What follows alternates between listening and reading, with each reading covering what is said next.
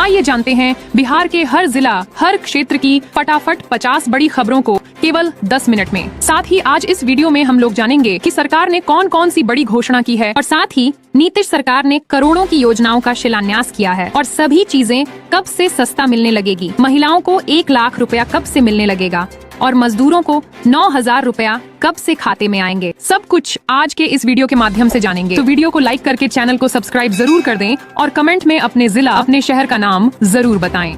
आज पटना राज्य सरकार ने महिलाओं के लिए बड़े पैमाने पर मुख्यमंत्री महिला रोजगार योजना की अगली किस्त जारी करने का ऐलान किया। पटना में 14.2 किलोग्राम घरेलू LPG सिलेंडर की कीमत आज 942 रुपए दर्ज हुई। बिहार में वरिष्ठ नागरिकों की पेंशन को अब 1,100 रुपए प्रति माह कर दिया गया। आवेदन निर्देश जारी।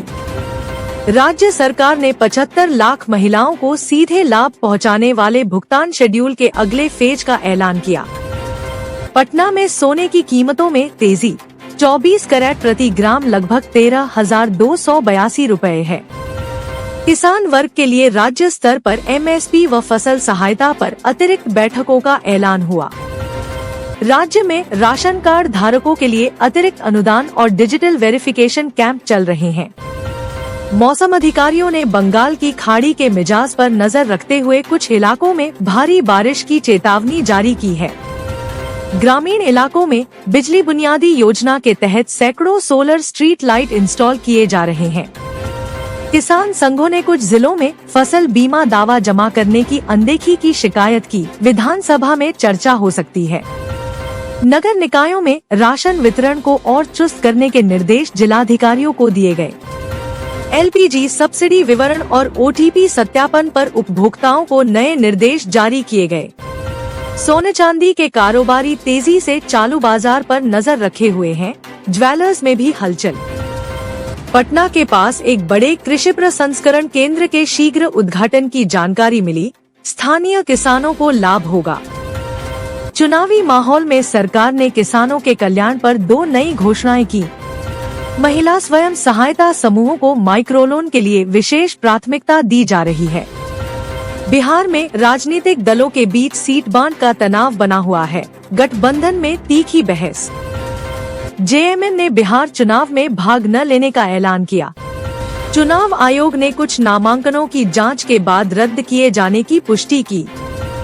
पटना पुलिस ने अवैध सामग्री की तस्करी पर बड़ी कार्रवाई कर करोड़ों की वस्तुएं जब्त की।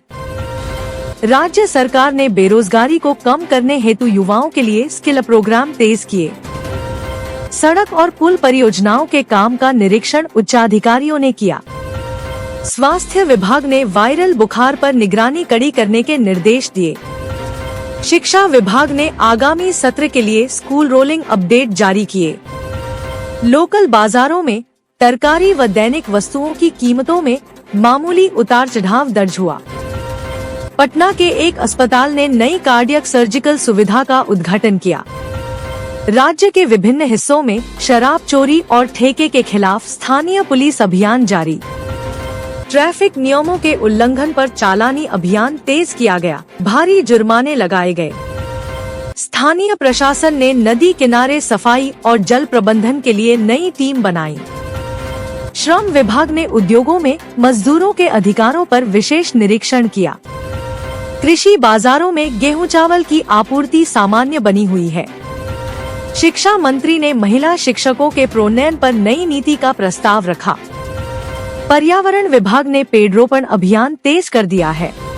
पटना हवाई अड्डे पर यात्रियों के लिए नई सुविधाएं शुरू की गयी। रेलवे ने कुछ लोकल ट्रेनों के समय में बदलाव की घोषणा की। बिजली बोर्ड ने बुर्जों की मरम्मत के साथ कटौती कम करने का वादा किया। जल निकासी परियोजना के कारण शहर के कुछ हिस्सों में जल भराव में कमी आई। राज्य स्तरीय खेल प्रतियोगिता की तैयारियां तेज। टीम रोस्टर फाइनल किए जा रहे हैं। महिला सुरक्षा बल ने जुड़े इलाकों में घरेलू हिंसा रोकथाम शिविर लगाए। जिले में चोरी डकैती के कुछ नए मामले दर्ज। पुलिस जांच कर रही है। पर्यटक स्थलों पर दिवाली त्योहार के मद्देनजर सुरक्षा व्यवस्थाएं बढ़ाई गयी। स्थानीय उद्यमियों को कम ब्याज पर क्रेडिट सुविधा देने की योजना पर विचार चल रहा है। किशोर स्वास्थ्य व मनोस्वास्थ्य पर सरकारी पहल के अंतर्गत स्कूल कैंप लगाए गए। मीडिया रिपोर्ट्स के अनुसार कुछ विकास परियोजनाओं की विलंबित राशि जल्द जारी हो सकती है। व्यापार मंडल ने प्रदेश में निवेश को बढ़ाने हेतु सम्मेलन करने का प्रस्ताव रखा। राज्य सरकार ने नागरिकों से शांति बनाए रखने और अधिकृत सूचनाओं पर भरोसा करने का आह्वान किया। झारखंड मुक्ति मोर्चा ने बिहार विधानसभा चुनाव से बाहर रहने का फैसला किया है। प्रशांत किशोर ने आरोप लगाया कि भारतीय जनता पार्टी ने उनकी पार्टी जन सूरज पार्टी के 3 उम्मीदवारों को दबाव में नामांकन वापस लेने पर मजबूर किया। नीति विश्लेषण में कहा गया है कि नीतीश कुमार और तेजस्वी यादव अभी भी बिहार की राजनीति में प्रमुख हैं और तीसरा मोर्चा बनने की चुनौती झेल रहा है। एक विधानसभा क्षेत्र में स्थिति ऐसी बन गई है कि तेजस्वी यादव खुद अपनी पार्टी के प्रतीक वाले उम्मीदवार के खिलाफ अभियान चला रहे हैं। बिहार में छोटे क्षेत्रीय दलों की भूमिका इस बार बहुत अहम मानी जा रही है, जो बड़ी पार्टियों को सत्ता के समीकरण में आगे ले जा सकते हैं। पप्पू यादव ने कहा कि केवल कांग्रेस ही नीतीश कुमार का सम्मान करेगी। नामांकन प्रक्रिया पूरी हो गई है। कई उम्मीदवारों के नामांकन रद्द हुए। महागठबंधन के अंदर दरारें सामने आई है। छठ पूजा की तारीखें जारी हुई हैं। बिहार में ये त्योहार राजनीतिक एवं सामाजिक दोनों दृष्टियों से अहम। चढ़ाई उतराई, छुट्टियों और प्रचार मिलकर ट्रेनों में भीड़ बढ़ा रहे हैं। तापमान में बदलाव से बढ़ने लगे स्ट्रोक और ब्रेन हेमरेज के मरीज। बरते सावधानी। तापमान में बदलाव के कारण स्ट्रोक और ब्रेन हेमरेज के मामलों में वृद्धि हो रही है। डॉक्टरों के अनुसार तापमान में उतार चढ़ाव से रक्त वाहिकाओं पर दबाव बढ़ता है। 4 में से 3 माननीय चुनावी रण से हुए बाहर।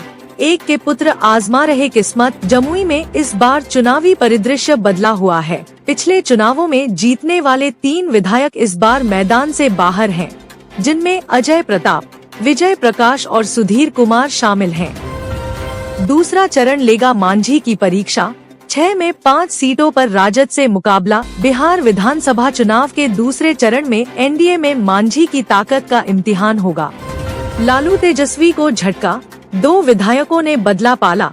एक ने थामा तीर तो दूसरे ने कमल। बिहार के सारण जिले में राजनीतिक उलटफेर देखने को मिला है। छठ घाटों पर सुरक्षा कड़ी। बिजली विभाग ने जारी किए सख्त दिशा निर्देश। लोक आस्था के महापर्व छठ को सुरक्षित बनाने के लिए पटना के सभी घाटों पर सुरक्षा कड़ी कर दी गई है। बिजली विभाग ने घाटों और सार्वजनिक स्थलों पर विद्युत सुरक्षा के लिए दिशा निर्देश जारी किए हैं। बिहार चुनाव में तेजस्वी यादव ने बड़ी घोषणा की। जीविका दीदियों को स्थायी सरकारी नौकरी और 30,000 रुपए मासिक वेतन देने का वादा। विपक्ष ने कहा, राज्य बजट इतना बड़ा नहीं कि ये संभव हो सके। नीतीश कुमार ने कहा, मैं एनडीए के साथ अच्छे दिनों के लिए लौटा हूँ। उन्होंने राजद पर हमला बोलते हुए कहा कि उनके शासन में बिहार की हालत बेहद खराब थी और जनता अब सच जान चुकी है। बिहार में एनडीए ने नई रणनीति अपनाई है। अब यादव और मुस्लिम वोटों की बजाय अपने पारंपरिक कोर वोटरों पर ध्यान दे रहा है। चुनावी टिकट और प्रचार में भी इसका असर दिखने लगा है। महागठबंधन में अंदरूनी टकराव बढ़ा। कई सीटों पर कांग्रेस और राजद के बीच दोस्ताना मुकाबला देखने को मिलेगा। जानकारों का कहना है कि यह मत विभाजन एनडीए के लिए फायदेमंद साबित हो सकता है। भाजपा और एनडीए ने तेजस्वी यादव पर निशाना साधा। कहा, वे सिर्फ वादे करते हैं, काम कुछ नहीं। आरोप लगाया कि लालू परिवार ने बिहार को लूटा और अब जनता को झूठे सपनों में फंसा रहे हैं। कैमूर जिले के मोहनिया में आरजेडी प्रत्याशी श्वेता सुमन का नामांकन फर्जी जाति प्रमाण पत्र के आधार पर रद्द कर दिया गया। पार्टी ने इस कार्रवाई को राजनीतिक दबाव का नतीजा बताया है। बिहार के एक गांव में ग्रामीणों ने पुल निर्माण न होने पर वोट बहिष्कार का ऐलान किया। ग्रामीणों का कहना है कि प्रशासन ने बार बार आश्वासन दिया पर काम नहीं हुआ, अब वोट नहीं देंगे। भोजपुर जिले में समोसे को लेकर हुए विवाद में महिला ने 65 वर्षीय किसान की तलवार से हत्या कर दी। पुलिस ने आरोपी की तलाश शुरू कर दी है। घटना से इलाके में सनसनी फैल गई। महागठबंधन में सीट बंटवारे को लेकर असमंजस गहराया। कांग्रेस और आरजेडी नेताओं के बीच मतभेद बढ़े।